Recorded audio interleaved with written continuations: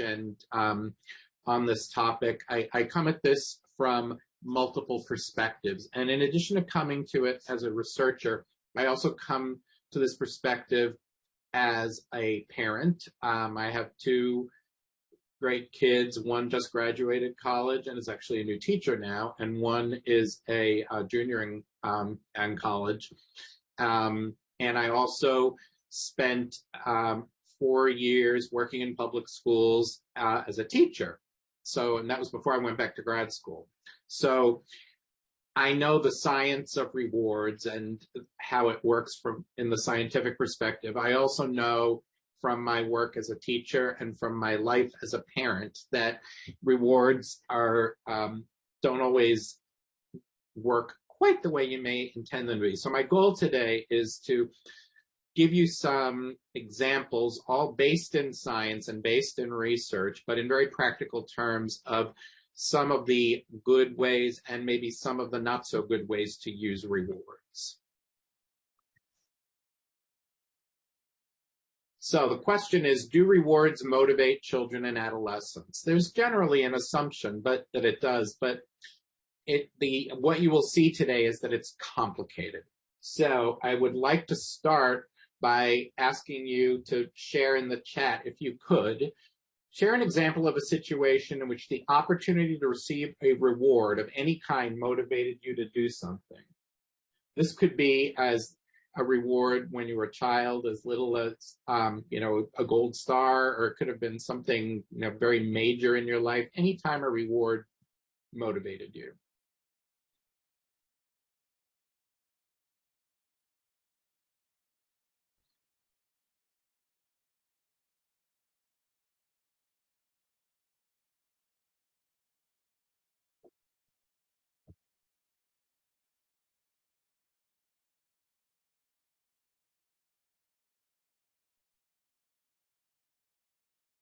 So Rochelle said you learned about multiplication tables to earn ice cream. Emily worked to put in a drawing for a gift card if you updated beneficiary information. Jennifer, as a younger child, loved praise and rewards. I did too, Jennifer. Angela, the idea of being rich motivated me to go to college. Yeah. Meredith, rewarded with allowance if you did chores. I was too, Meredith. Jennifer, reading over the summer for pizza. Julie, French fries. Facts for multiplication, small fry. Anna, in sports, basketball camp to earn a certificate. She wanted that really bad. Bethany, reading for pizza. Yeah, I think a lot of us did. We must be in the same generation.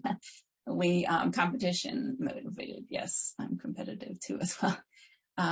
Amy, school, the motivation to do better.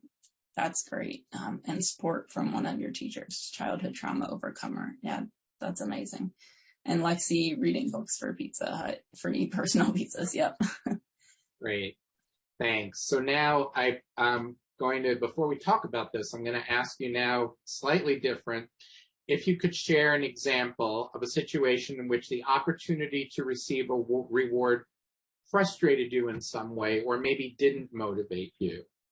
And it's a little more complicated, but we've all probably experienced that.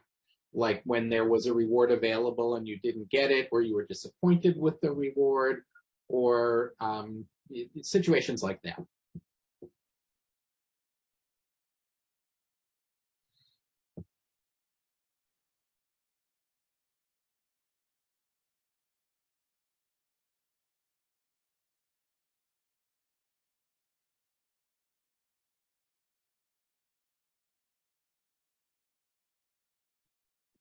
Amy says straight A assembly with all students. Yeah.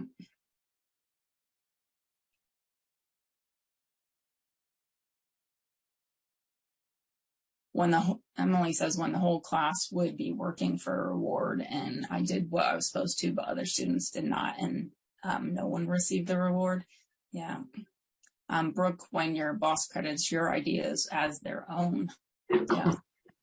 Jennifer, it's easy to see with your own child, posting accomplishments by name only to not see my son's name move all year. Yeah. end of year rewards in middle school. If you didn't reach academic goals, you'd get a smile, best sense of humor. Perfect attendance that you didn't get sick or didn't get because you were sick, which, not really in your control. Principal award for achieving state testing. Let's see. Performed over 100% in a staff-wide meeting were announced. Frustrating, yeah. Comparing all of you, yeah. All right, great. Well, thank you. That's a great setup for what I'm going to talk about, because those are all very real. And one of the assumptions a lot of people have is that rewards are always good. And a lot of the time they are good, but there's times when they're not so good. So talk for a minute about how schools use, how rewards get used in education. One of the ways they get used often is the honor roll. And often when you walk into a school, the first thing you might see on a bulletin board is the honor roll, or sometimes it's the sports trophies. And that is a reward. It is rewards for kids who have done whatever it takes to get on the honor roll. Often it's getting an A. Also, sometimes, I'm sure some of you have seen things like this, a bumper sticker that says proud parent of an honor roll student. So here's my question. How would a child who's never been on the honor roll, or who doesn't earn grades even close to what would be needed to get on the honor roll, feel when they see bumper stickers like this? So you're in a car sitting with your child at a stoplight, and you have a child who has never gotten on the honor roll and doesn't work close to whatever the criteria are. Does that sign motivate those kids? And you can put answers in the chat if you want, but with the interest of time, I'm just going to say, no, it doesn't. It does not. It gets some kids, maybe who are on the verge of it might, but for many kids, it actually has the opposite effect. It's frustrating. They see that and they think, I'll never get that. And, a parent might say something or might not, but, you see it and it's there, and it's very frustrating, and it doesn't motivate people who are far away from it. So if getting an A is the criteria for the honor roll, and somebody always gets C's, that's probably not going to do the trick. Now, let me show you something else. This is the results from the Ohio School Report Cards from last year. The results for this year came out yesterday, and they actually this year didn't rank them, but they kind of did anyway. But this is every year the schools in the state are ranked. And this year they didn't, it's very interesting that they didn't put the rankings, but this is from last year. And you can find this all on the web. It's in all the newspapers. So what I put up here is, I just did a cut and paste of the schools last year that were ranked in the top 20 or top 19, which is great. The other thing I noticed is I blanked the names out down at the bottom, but they also ranked all the way down to school 863. Now, how do teachers who work in those schools, or parents of kids who attend those schools, feel when they see that their school is ranked, 861 out of 863 schools? And that's public. And this year they didn't rank them, but they still put all the sort of grades up there. So you can put some responses in the chat. I see some coming. Yeah, I see hopeless, crummy, judged. Yeah. So this is something I'm going to come back to, but rewards are great when we get them, but rewards, when we share rewards and the results of who gets rewards publicly, sometimes that doesn't quite have the intended effect. Another thing is, how does it make people feel when many or most people awards go to only a few people? All right. And these are some, kind of famous examples of, like, Taylor Swift and Adele and Michael Phelps and Tom Brady. But there's also, notice the picture in the middle of a child who has all the awards.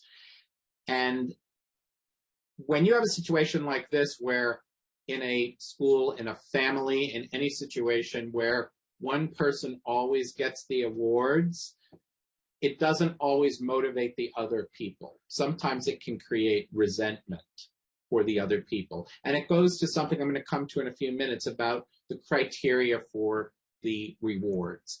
And one last example, what's the effect on students' motivation when rewards are shared publicly? And this is something you see in many, many classrooms, all right? You see the stars and kids who've earned stars, but how does, I don't know if you can see my mouse moving, but how does the student down here, second from the bottom, how does that student feel? The stars are rewards. Yeah, creates tension between students. Yeah. Unseen. Yeah. Thinking about how it's not possible. Yeah. Less than defeated. Yeah. Yeah. So again, this is something that I'll come back to, but when we give rewards, it's wonderful for many kids, but for students who don't get them, or in a family, maybe a child who doesn't get them, when everybody else knows who did and who didn't, that can be very, very depressing, I will say, to the child who doesn't get them. So let me share a story with you. This is a true story.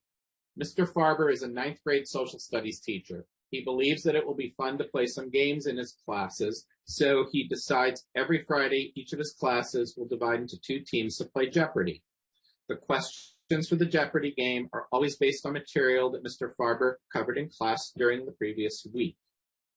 Each week, everybody on the winning team receives 5 bonus points for the week. Those points count toward final grades. The students look forward to Fridays and really enjoy playing Jeopardy. They're engaged during the games, and he actually overheard a few of his students encouraging their classmates to study for the Friday Jeopardy games.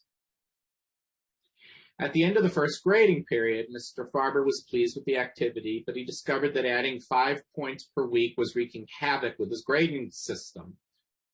Some of his students' grades became wildly inflated, and he realized he needed to alter his approach. During the first week of the second grading period, Mr. Farber told his students the following: "Playing Jeopardy on Friday was a lot of fun, so we're going to keep doing it this term, but the only difference is there won't be any bonus points. We're just going to play Jeopardy to have fun." How do you think Mr. Farber's students reacted?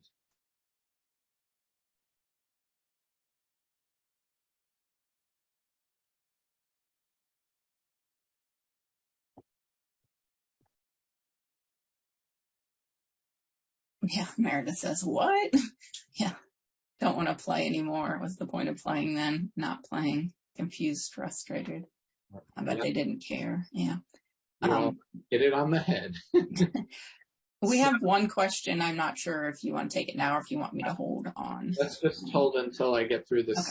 this slide, and then that'll be a good time. When Mr. Farber told his first period class about the change, he was very surprised by their reaction. They weren't happy.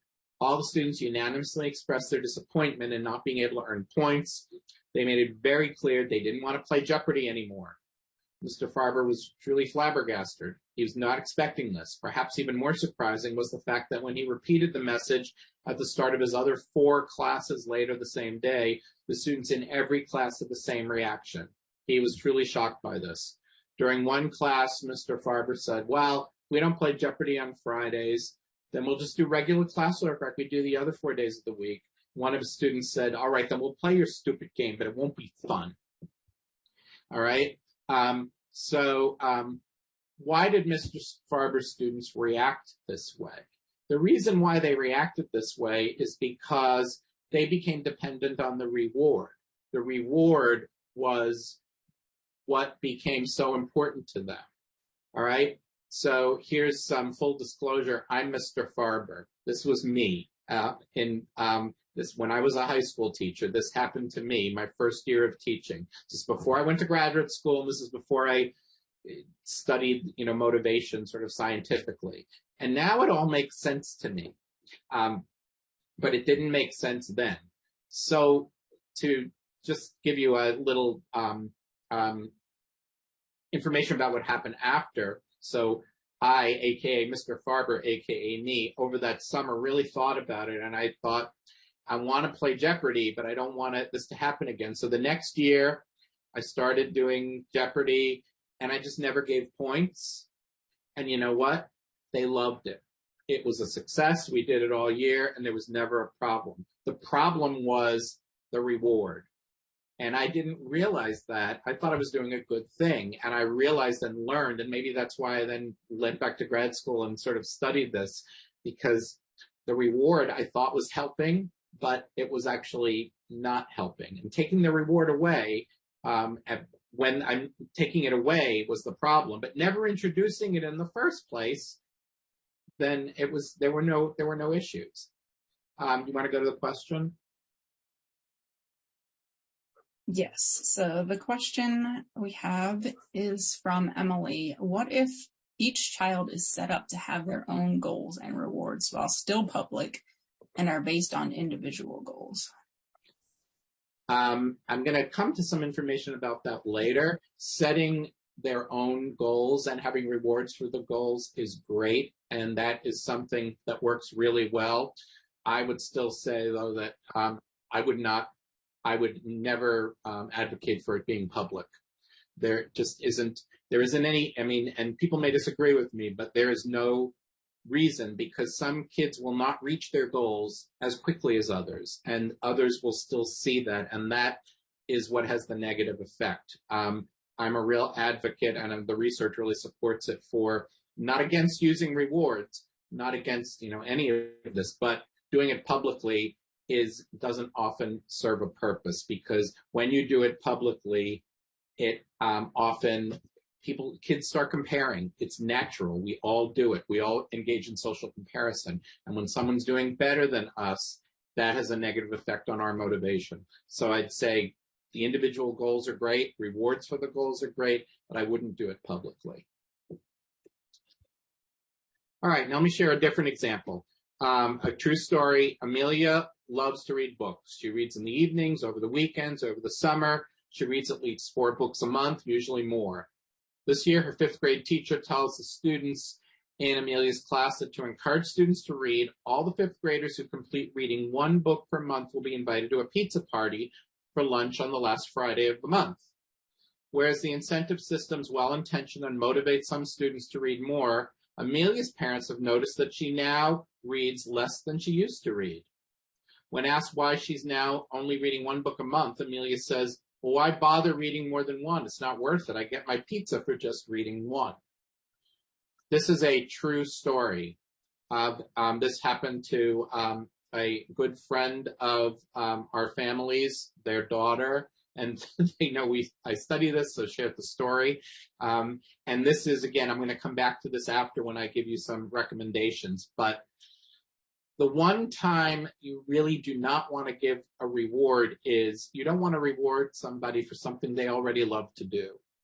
And there is so much research that shows that if you start rewarding somebody for doing something that they like doing, they will like doing it less. All right, this is sort of classic sort of Psych 101, and this is an example of it. This child loves to read. She needs no incentive to read, but put the incentive in place, and it actually makes her reading go down and her love for reading go down. This hurt her mother. I remember her mother just was so upset by this, because her daughter was such a reader and loved to read. And this pizza party robbed her of that. Here's another example. Matthew's parents promise him that he can have pizza for dinner after every book he reads that's more than 30 pages in length. Matthew eagerly agrees to this arrangement and reads 15 books in 6 months, after which time his parents are very pleased. But because he's doing a lot of reading, they decide to cut him off from his rewards. They tell him he is doing great and the rewards are no longer necessary. Do you think he'll continue to read books at the same rate? All right. What do people think? You can just type in the chat, yes or no. Getting no's. Well, definitely good. Lots of no's. Yeah, it's going to be no. It's going to be, this is going to be a problem. So, yeah, the cutting off reward can lead to a problem. So I am going to come to some solutions. So I'm going to switch gears a little bit now and just give you some very basic background information that might help you to understand some of the recommendations I'm going to come to. So there are two kinds of motivation that rewards bring up. There is intrinsic motivation, and that is when we're motivated to do something because it's fun, it's enjoyable, it's worthwhile. So like if you love to play Candy Crush, or if you love to read, or if you love to exercise, and it's just something you love to do because it's just fun to do, that's intrinsic motivation. Extrinsic motivation is when we're motivated to do something in order to receive a reward or avoid a punishment. All right. So, you know, for some people are extrinsically motivated to go to their jobs. Like people who don't like their jobs, well, I go and I'm motivated to do a good job because I get a paycheck. All right. That's true for a lot of people. Sometimes in competitions, people may be motivated because there's a really great reward available, like a bonus at work, and that might be purely extrinsic. But you also have situations where you have extrinsic and intrinsic are not unique. You can have combinations of these, and hopefully this will make sense to you in terms of thinking of children, your own children in your families, or if you're in the education field, children that you teach, you get combinations of these. So I have 4 examples here. Steve is somebody who's low in intrinsic motivation and low in extrinsic. So who is that child? Steve doesn't like math. Incentives don't make him like it anymore. He doesn't care if he gets a good grade. This is the worst scenario. It's not hopeless, but it's the worst case in terms of motivation. I don't like it, and I don't care if you give me a reward. I'm not doing math. I don't like it. Ada is somebody who is low in extrinsic but high in intrinsic. So Ada likes math and finds it very interesting, and she doesn't really care about her grades she gets. And so sometimes you see people like this who just say, it's pure intrinsic. I just do something because I love to do it. John is high extrinsic, low intrinsic. So we see this a lot. John doesn't like math, but he's motivated in math class because he wants to get an A so he can get into a good college. So he doesn't like it, but works hard and does what he needs to do. And then many students are high in both. Janet likes math, finds it interesting, but she also cares about her grades and wants to get an A so she can get into a good college. So this is true for a lot of people where you can like something and you can still be extrinsically motivated. All right, so how does this tie into rewards? There's 2 different kinds of rewards, and I'm mentioning this because when we are giving rewards to people, we need to think about whether the reward will be meaningful for them. So there's what we call primary and secondary rewards. A primary reward is a reward that really satisfies like a basic physiological need, and this is like hunger or thirst. And really, this is often when we give to children, or adolescents, when we give them food, we give them candy or juice or an ice cream party or something like that. Secondary rewards are rewards that we learn to value. So things that maybe for a very little child would be meaningless, but as children get older and become adolescents, they take on more meaning. So something like a gold star, praise can be a reward for older students being on the honor roll, or special privileges like going to an amusement park. I know that there are some schools that I've encountered, including ones that I've worked at, where kids who perhaps got on the A honor roll or something like that were able to go on a special trip, and other kids were not. All right, that's a secondary reward. It is a reward.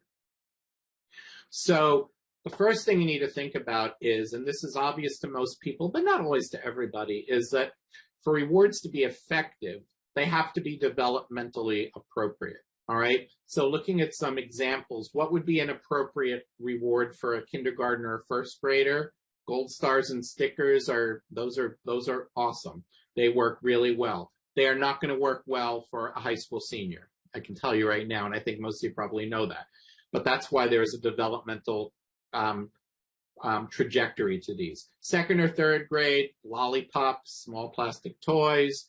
Fourth or fifth grade, maybe 15 minutes of extra recess or certificates. Sixth or seventh, permission to attend a pizza party. Eighth or ninth, permission to go on an extra field trip. 10th or 11th, permission to attend beach day, maybe at the end of the year. And 12th grade, and this is something many schools do, permission to skip final exams at the end of the year. All right. So again, it's important to think about this because gold stars are not going to mean much to seniors and in high school. And skipping final exams is not going to mean much to a kindergartner who's going to say, what's a final exam? Hopefully there's no final exams in kindergarten. All right. The other thing we need to think about is that rewards send messages. They send messages that are sometimes unintended. So a very, very typical reward that is given out in schools is this: a no homework coupon, a no homework, you can get out of homework free. All right. And I'm just going to stop for a second in if anyone wants to share in the chat. What's the subtle message this sends? Kids love this. They love it. They will work hard for it. But what's the subtle message it sends to kids, or not so subtle? Homework isn't important. It's bad. It's a punishment. Exactly. So again, this is an example of a reward where it's well-intentioned. It's very well-intentioned, but it sends a message that we may not really want to send. And when I was a new teacher, I did this all the time, and I thought this was a great thing. And now I look back and think, well, maybe I would have done it a little differently, because it does send a message that, like, I'm teaching you a subject that I think is really important, but if you do X, then you don't have to do the homework to, practice what I'm teaching you. All right. Now, there also are examples of when rewards are hidden. And this is one that I really think this is an important example. And sometimes rewards and punishments are hidden, and sometimes they don't work out the way we think they will. So Mr. Myers, an 8th grade science teacher. One of the students in his class, Nicole, displays very bad classroom behavior. She talks when he's talking. She throws papers around the classroom. She writes notes to her friends. She laughs when he speaks. The other students always laugh when Nicole misbehaves. Mr. Meyer constantly reprimands Nicole. However, the reprimands do not seem to affect her behavior. Mr. Meyer then gives Nicole extra homework as a punishment. However, although Nicole does the assignment, she still continues to misbehave in class. Mr. Meyer is frustrated, and he finally consults with the school psychologist to try to figure out how to stop Nicole's behavior. Mr. Meyer meets with the school psychologist and explains the situation. After explaining the situation, after speaking with Nicole's parents, the school psychologist spends several days observing Mr. Meyer's class. After 3 classes, the school psychologist has the problem figured out. He tells Mr. Meyer that, in his opinion, the punishments are actually rewards to Nicole. All right? Now, why would that be?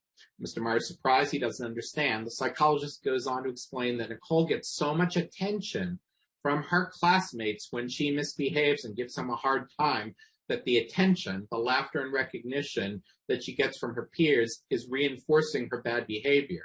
She's being perceived as cool by her friends for defying the teacher. The reinforcement from her peers, the reward she is getting from her peers, outweighs the negative effects of his punishments. The school psychologist had a simple solution. He suggested to Mr. Meyer should think of a way to eliminate the reward of peer approval. So he was, in giving punishments, she was getting a reward that he wasn't really realizing was a reward, but that was a very powerful reward. The next day, as soon as Nicole misbehaves, Mr. Meyer sends her out of the room. In this way, by removing her from the situation, she will not be able to appreciate the attention being bestowed on her.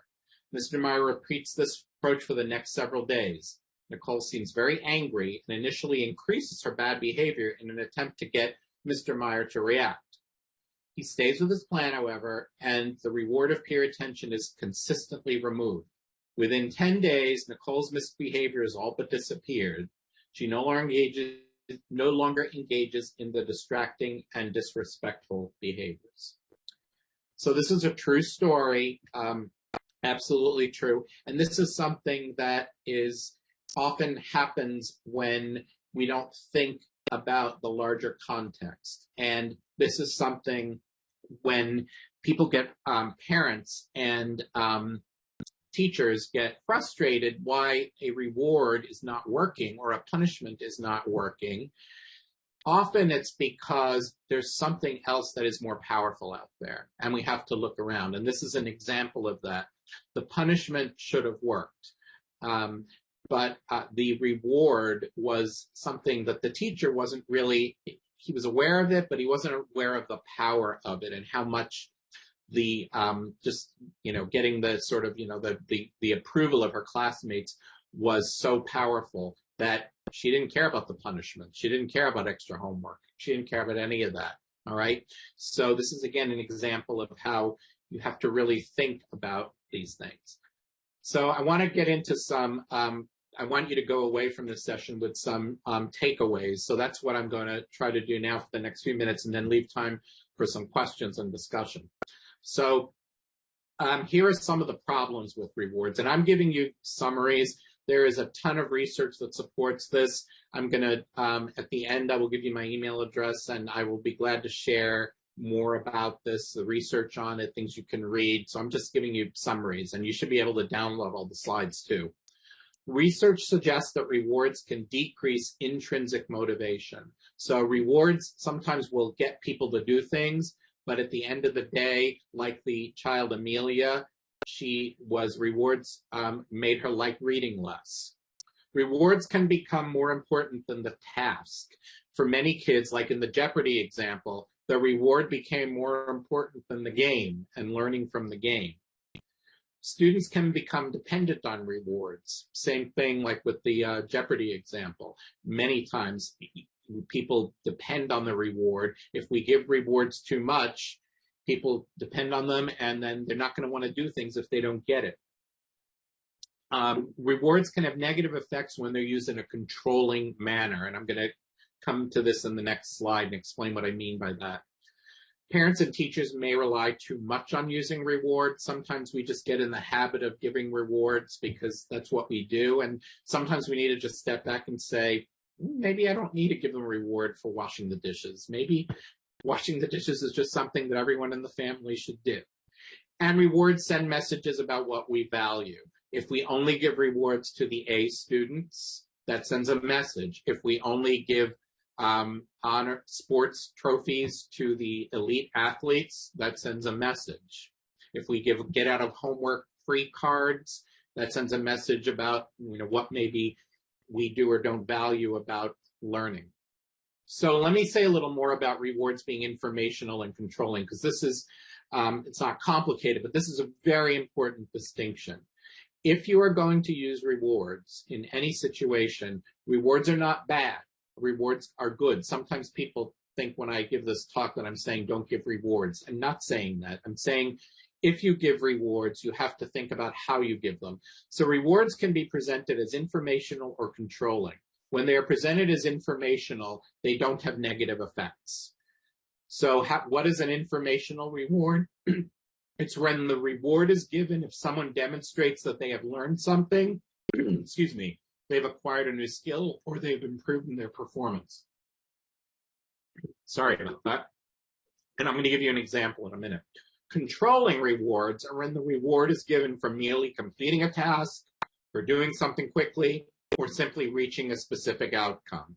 Like if you just say, if you get an A in science, I will give you $25.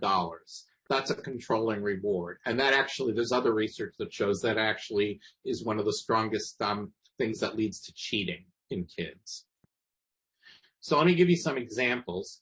Gold stars. A gold star is something teachers give to children, parents do, and that can be done in an informational or controlling way. So informational would be, Joe receives a gold star from a Spanish teacher for demonstrating he can conjugate the verb stare and a star in Spanish.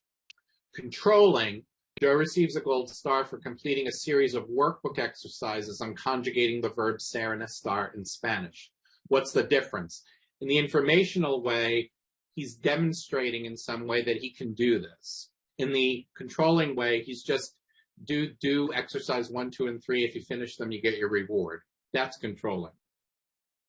Marie's parents promise her $100 if she demonstrates she's mastered new skills in all her courses during this grading period.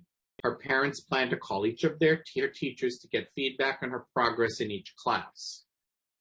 Controlling is Marie's parents promise her $100 if she gets A's in all her subjects during the current grading period. Marie doesn't have to demonstrate that she learned anything, just has to get A's. And that's why I said controlling rewards often, not always, but often lead to cheating, because I want to get that $100. All I have to do is get an A. Well, cheating is sometimes the shortest distance to get there for some kids.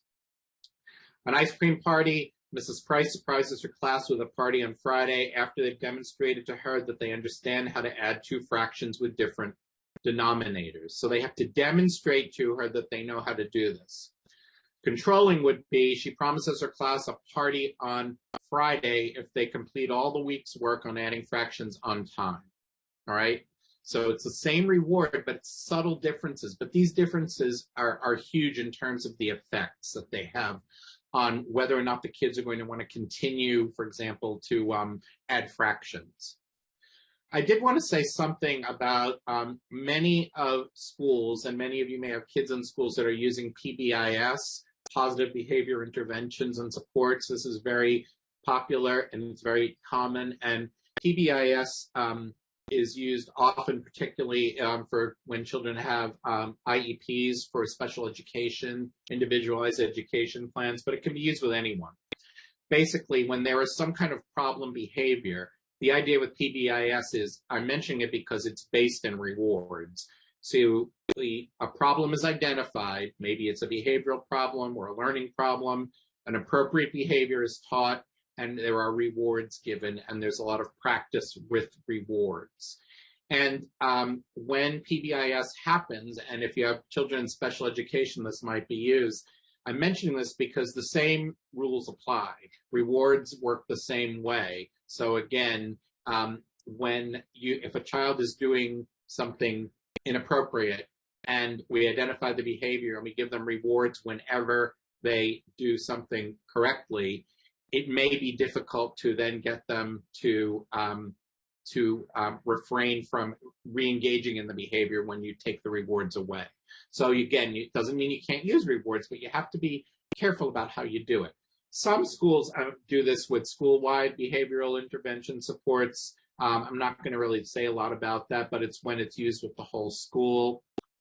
And there are, and again, if you have particularly in schools that are using Pbis very, very religiously, there are actually different kinds of situations. There is tier 1, tier 2, and tier 3 types of interventions. And this is looking at a school-wide level. Tier 1 is something where all students, where Pbis is being used for all students. So there are rewards for everybody to get things to happen. Tier 2 is a supplemental group and early interventions for at-risk students. Tier 3 is for students with very, very intensive needs.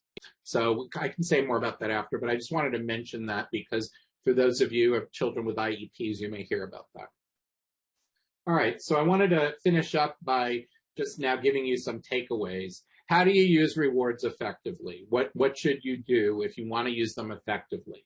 So first thing is only provide rewards for activities or tasks that students are not already doing or children are not already doing. If a child loves to read, don't start giving them rewards for reading. All right, nothing good will come of that. Make rewards available for everyone. Don't make rewards too competitive. So if you're a teacher, don't make it so that only 1 or 2 people can get the reward. Think about ways where everybody can get it. If it's in a family, rather than making it competition between children, maybe something like everyone who helps wash the dishes during the week gets to stay up half an hour later than usual on Saturday. Everyone can earn it. If everyone can earn the reward, a reward means something very different than if only one person can get that reward. All right. Reward effort and improvement. We often only reward people for doing the best, for being the winner, or for getting an A. We can also reward people for improvement. So rewarding a student for increasing a grade in science from a C to a C+. That is something for a child who always gets C's. That's something that might be a wonderful thing to do, rather than saying if you get an A. For a child always getting a C, an A might be a very, very far reach to do that all of a sudden. But rewarding a little bit of improvements and saying, you did it, that's awesome, you got a reward, now let's do C+ to next time I want you to get a B-. Rewards should be informational. I just talked about that. For example, a child gets rewarded for managing their time well while doing homework assignments. So if you give rewards when your kids are doing homework, maybe not just for finishing homework, but a way to mix it up would be to say, reward them for managing their time well to get all their homework done, not just for simply getting it done. Because if it's simply getting it done, they might just fill in anything.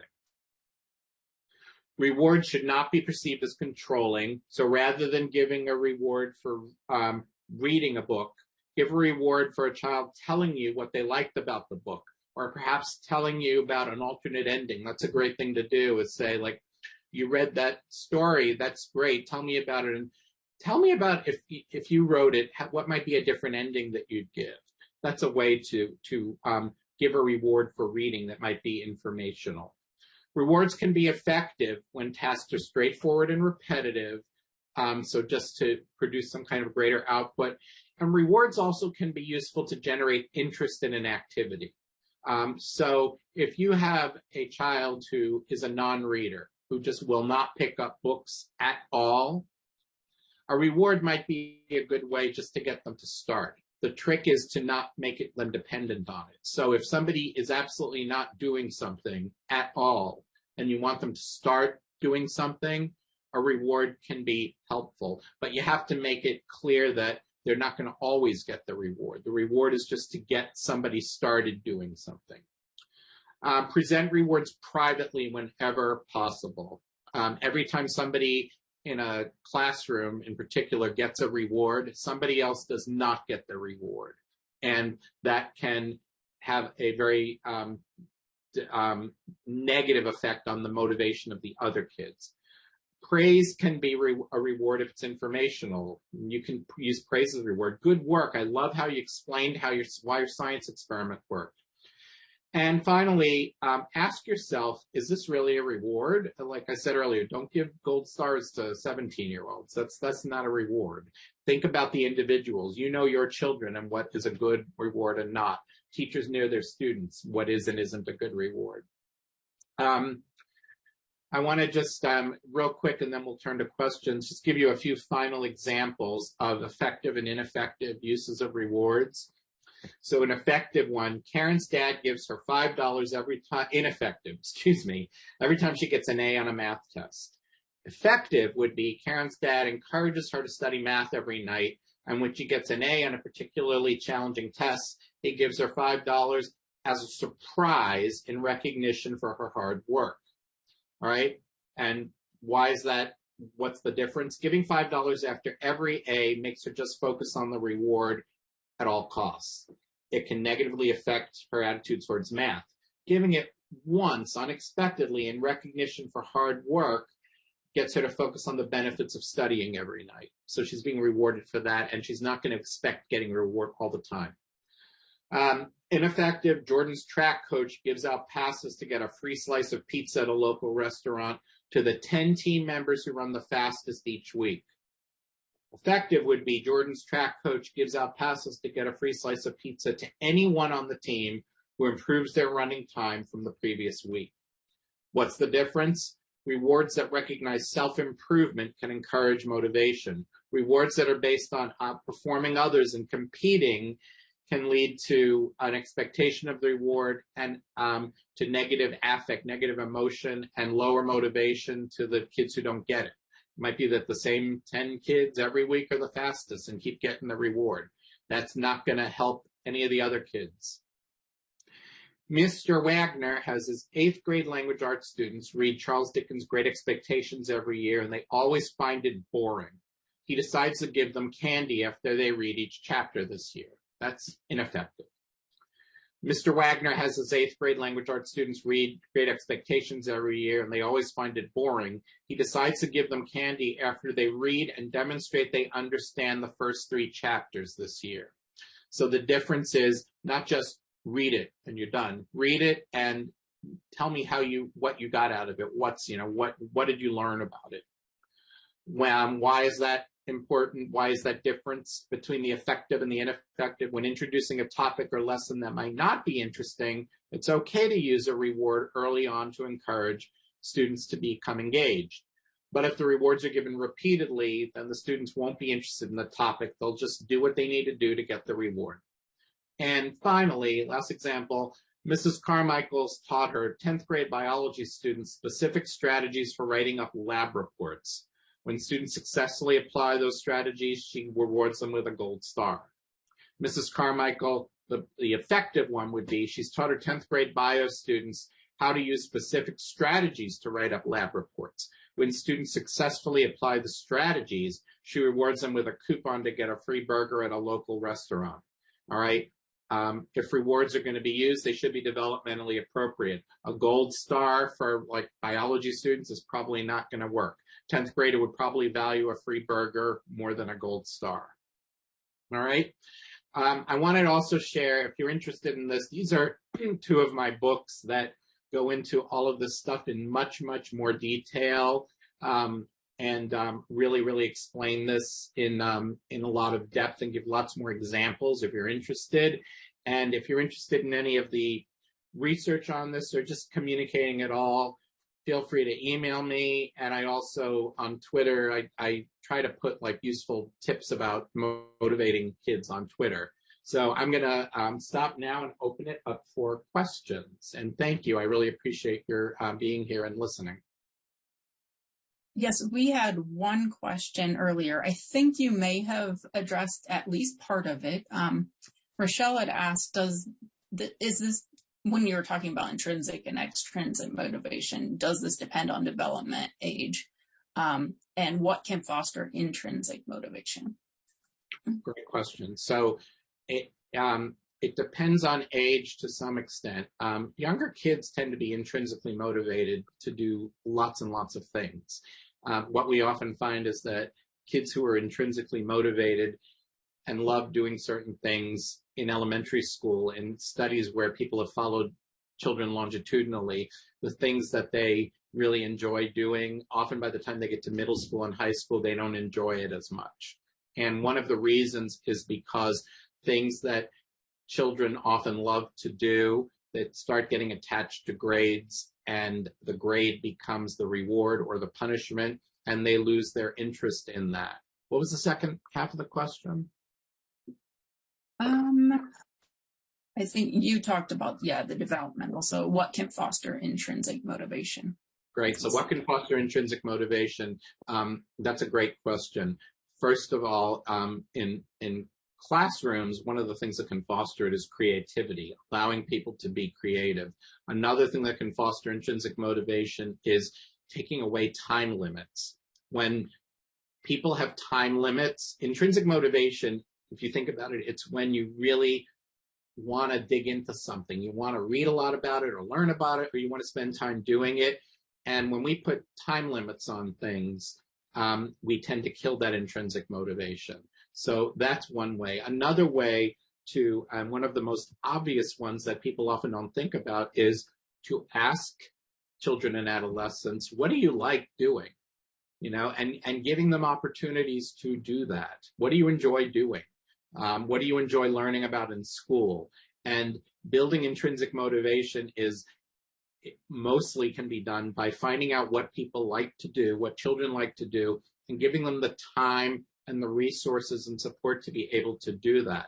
Children are not going to like to do everything in school. That's okay. And it doesn't mean they don't have to do everything. They may love reading and not like math, but building intrinsic motivation in reading might be simply giving them more time with that.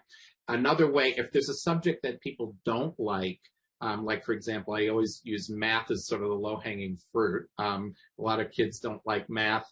How might you get them to like it? One of the ways to do that is often to do something to show them why they are learning it. I always use this example of when I was in high school, I found social studies so dreadfully boring. I just couldn't stand it. And my own kids going through school really didn't enjoy it a lot. It wasn't until I got to college, and a college professor in a history class said, one of the reasons we study history is because sometimes we can learn from history and we can avoid history repeating itself. And that was like a light bulb going off for me. And I used to always find history boring, and that was like my world changed then. Like, oh, that's why we study this. And so often you can build intrinsic motivation in a topic that someone's not interested in by showing them how it's useful, by showing them how it's used in certain careers. They may have no idea why it's important now, but in a career in the future, it might be.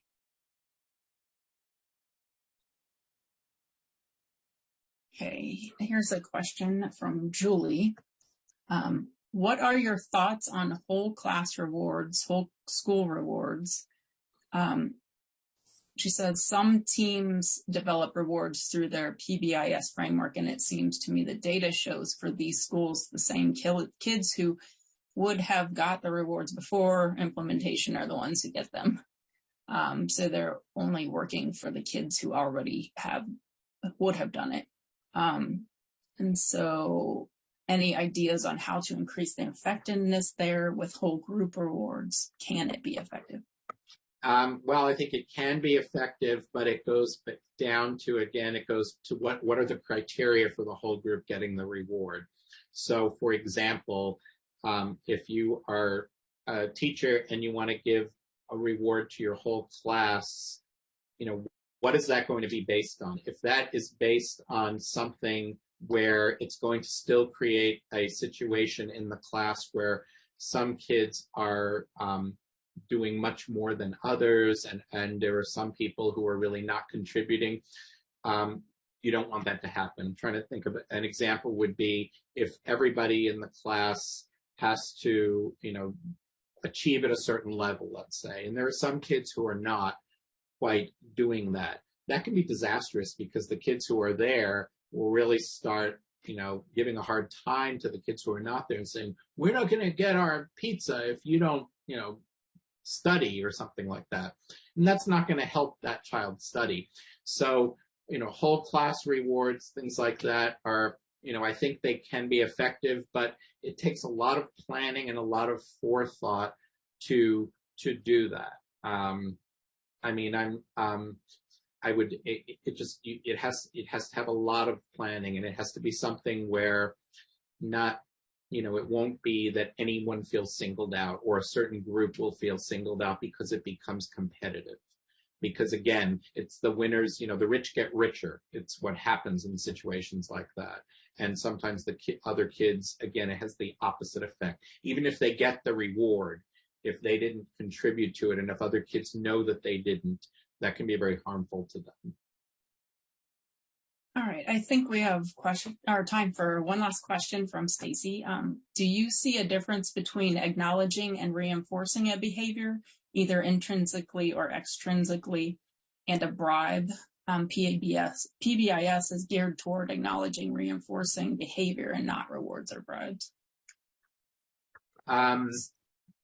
It comes down to how the rewards are used. So, rewards being used as a bribe, I don't think can be good at all. Rewards that are reinforcing a behavior can be very, very positive, especially when they're done in the informational way that I mentioned. The only caution is, and it still holds true with Pbis, is to not get the kids dependent on the reward.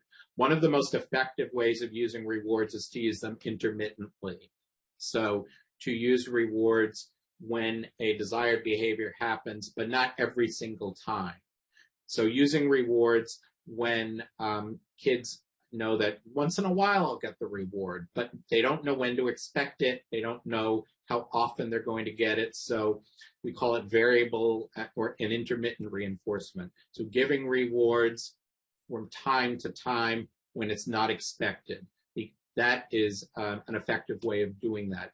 My only caution with PBIS is if it's every single time, that can be a problem. Now, if there, as I mentioned before, when you have a child in special education with an IEP and maybe a tier 2 or tier 3, and some of you, if you have children in special ed, probably know what I mean. In that case, the rewards may be much more useful because sometimes the rewards are to stop a child from engaging in a dangerous, something that puts themselves or others in danger. And in that case, using the rewards more often might be warranted because there's something that involves safety or well-being that you want to change. Still, eventually they probably have to be weaned off the rewards, but that's a situation where it might want to happen more often. Right. I think that might be all the time we have. So thank you, Dr. Anderman, for sharing your time and knowledge with us today. Please join me in thanking Dr. Anderman in the chat. Before we break for lunch, I have some reminders. At noon, Dr. Barbara Boone will be leading a session, a 30-minute candid conversation on leadership. All are welcome to attend. To attend this session, you can go to the summit page and scroll down to the lunch session. You don't have to register for that one, and all other sessions will begin at 12:45. If this is your final session for the day, please be sure to fill out our survey, but only fill it out if this is your last session because you only need to fill it out once. Surveys will be used to administer contact hours, so it's critical that you fill it out at least once. Well, only once. And remember to keep the conversation going on Twitter using the hashtag Breakthrough22 and visit the Ohio Family Engagement Center website for all information about today's events. I thank you all. Thanks. Thank you.